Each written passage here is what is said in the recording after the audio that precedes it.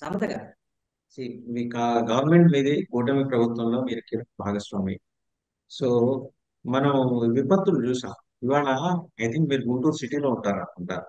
బుడంపాడు అంతా మునిగిపోయి ఊళ్ళోకి సిటీలోకి నీళ్లు వచ్చేస్తుంటే గుంటూరుని కూడా చుట్టుముట్టేస్తున్నాయి వరద నీళ్ళు. సో ఉండేదే పిట్టంత ఊరు. సో ఆ ఊరు చుట్టుముట్టి అటు విజయవాడని చుట్టుముట్టి రాజధాని ప్రాంతంలో మీరు కోలుకోవాలంటే, అంటే మీరు, నేను పక్క రాష్ట్రం నుంచి మాట్లాడుతున్నాను. మీ ఆంధ్రప్రదేశ్ రాజధాని ప్రాంతం కోలుకోవాలంటే ఎంత కాలంలో ఒక 6 నెలలు. ఈ 6 నెలలు సామాన్యమైన వ్యవహారం ఏం కాదు. As rightly told by, health issues ఉంటాయి, అడ్రస్ చేయాల్సినవి, పునరావాసం ఉంటుంది. అండ్ అసలు ఊహించుకోవడానికి కూడా చాలా ఇబ్బందికరమైన వాతావరణం. ఇప్పుడైనా కనీసం ఆక్రమణల కూల్చివేత పక్క రాష్ట్రంలో, మీ పక్క రాష్ట్రం ప్రస్తుతం మేముంటున్న తెలంగాణ రాష్ట్రంలో ముఖ్యమంత్రి రేవంత్ రెడ్డి గారు బ్రహ్మాండమైన నిర్ణయం తీసుకున్నారు. దేనికి ఎవరికి వెరవలాగా కూల్చివేత ఎంత బడాబాబులైనా సరే కూల్చేయడం. ఒకవేళ చెరువు గర్భాల్లో కట్టినా, చెరువు ఆవాస ప్రాంతాల్లో కట్టినా సరే. అలాంటి చెరువులు గుంటూరులో, నాకు తెలిసి గుంటూరు సిటీలో పెద్ద చెరువులు రెండు ఉన్నాయి. ఒకటి నల్ల చెరువు, రెండు ఎర్ర చెరువు. సరే, నల్ల చెరువుని ఇవాళ మీరు ఖాళీ చేయించలేరు అనుకోండి. చెరువుల హేమయ్య గారి పుణ్యమా అని ఆ చెరువు కాస్త ఇంకిపోయి అక్కడ ఇల్లు వచ్చేసాయి. ఆ చరిత్రలోకి మన తర్వాత వెళ్ళొచ్చు.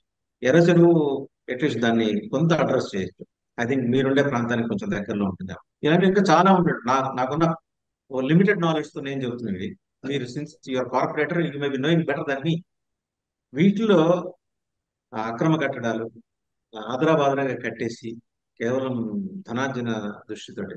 I'm talking about above the political party lines అండి. ఇక్కడ ఆ పార్టీ ఈ పార్టీ అని కాదు. ఇప్పుడు రివ్యూ చేసుకోవద్దా? మస్తాన్ గారు అన్నట్టు రివ్యూ చేసుకోవాల్సిన సమయం కదా.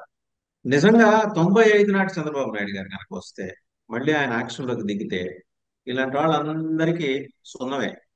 అలాంటి చంద్రబాబు నాయుడు మళ్ళీ వస్తాడని మనం అనుకోవచ్చా? తప్పకుండానండి. తప్పకుండా వస్తారు. ఇప్పుడు గతంలోనండి, ఇప్పుడు హైటెక్ సిటీ కట్టినప్పుడు హైదరాబాద్ లో బాబు గారిని అందరూ ఎక్కిరించిన వాళ్ళే, ఏంటి అక్కడికి వెళ్ళి హైటెక్ సిటీ కట్టారు, ఈయనేంటి అనేసి అనేవాళ్ళు. కానీ ఇప్పుడు చూడండి ఏమంటున్నారు అందరూ, ఆయన హైటెక్ సిటీ కట్టబట్టే హైదరాబాద్ బాగా డెవలప్ అయింది, ఉద్యోగ అవకాశాలు బాగా వస్తున్నాయి, మెండుగా వస్తున్నాయి అని అంటున్నారు. మీరు అంతే ఇక్కడ అండి. క్రెడిట్ మొత్తం చంద్రబాబు గారికి ఇచ్చేయమాకండి. ఆ, సమత గారు, నేదురుపల్లి జనార్దన్ రెడ్డి గారి హయాంలో దీనికి ఐటీకి సంబంధించిన ప్రతిపాదన ముందుకు కదలడం, పివి నరసింహారావు గారు ఆయన సంకల్పం, ఇవన్నీ కలిసి చంద్రబాబు గారికి రోడ్ వేసి కట్టడానికి. So we have to acknowledge వాళ్ళ గ్రేట్ పీపుల్. వాళ్ళలో లక్షణాలు కొన్ని, అప్పటి లీడర్స్ లో కొన్ని లక్షణాలు కొందరు మనకు నచ్చకపోవచ్చు కాదు. బట్ టెక్నాలజీని, ఆ విజన్ ఉన్నోడు నేదురుమల్లి జనార్దన్ రెడ్డి గారు. ఆయన హిమ్సెల్ఫ్ వాజ్ అ టీచర్, ఆయన తెలుసు. సో మనం అందరినీ మెచ్చుకుందాం ఎవరైతే కాంట్రిబ్యూట్ చేశారో. ఇది క్రెడిట్ మొత్తం మీరు చంద్రబాబు నాయుడు గారికి ఇచ్చేసి మిగిలిన వాళ్ళందరూ ఎందుకు పనికిమాలిన వాళ్ళు అనే పద్ధతిలో మాట్లాడదు దయచేసి.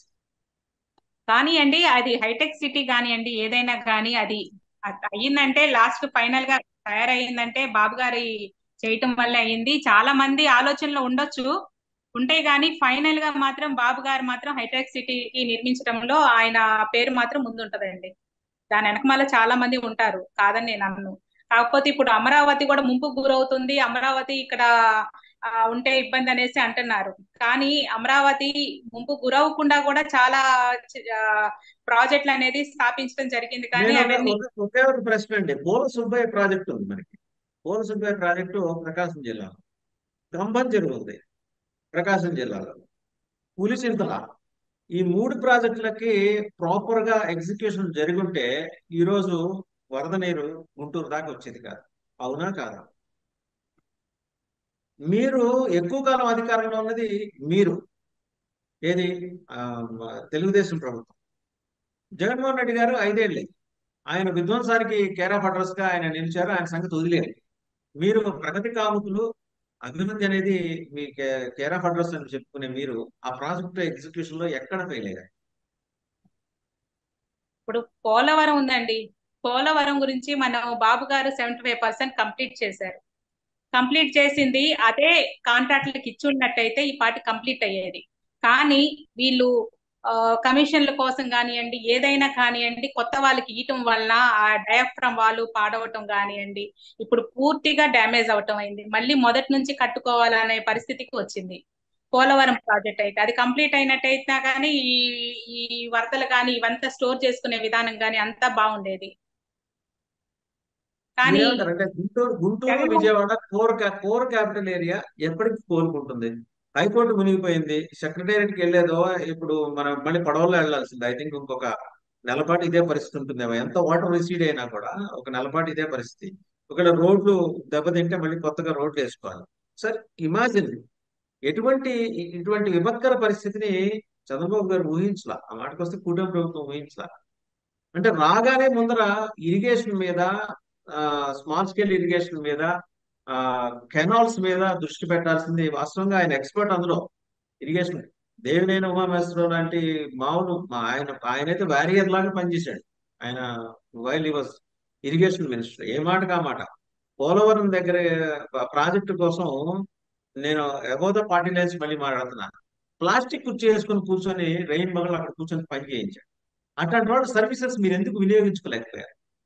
ఎందుకు ఫోర్సీ చేయలేకపోయారు మీరు? ఒక విపత్తు హెచ్చరిక వచ్చిన తర్వాత వెంబడే పాత సీఈలు, చీఫ్ ఇంజనీర్లు, రిటైర్డ్ వాళ్ళని పిలిపించేసి గబగబా, దేవినేని ఉమా గారు అయితే టక్కని చేసేవాడు.